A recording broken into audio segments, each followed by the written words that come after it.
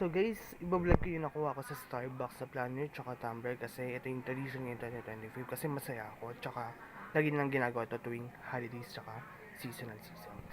So ito yung kinuha ko, Starbucks planner kasi pwede ako magplano dito kung anong gagawin ko. Syempre yung laman nito, notes, schedule, tsaka date na paglalagyan mo ng plano mo kasi nakakatulong to kapag nagpaplano ka sa buhay. Tsaka may libre sa champagne kapag nakuha mo 70 stickers. Diba? Ang ganda ng kulay, diba?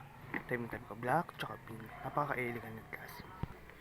Next, ito naman yung tumbler na kinuha ko, Starbucks na green. After ko makomplete itong Starbucks na planner kasi napuno ko ng isa. Syempre, ito naman yung pangalawa.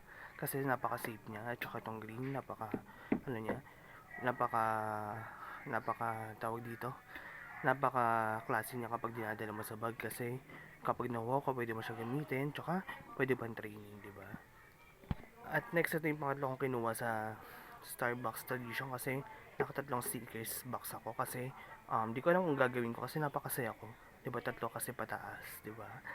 Gagamitin ko siya sa Java Chip Frappuccino kapag umorder sa papalagay ko dito kasi napakaganda, di ba? Napaka-elegant. At itong card naman yung ginamit ko para makuha ko sila. Yan. Diba? Napakaganda. Tsaka napaka-classy. So guys, don't forget to hit like, share, and subscribe my YouTube vlog channel ko by Alish Kapasuri. Kapag may tanong kayo sa Starbucks na kinontent ko kasi idol ko masyado to kasi may nagturo lang sa akin sa Starbucks.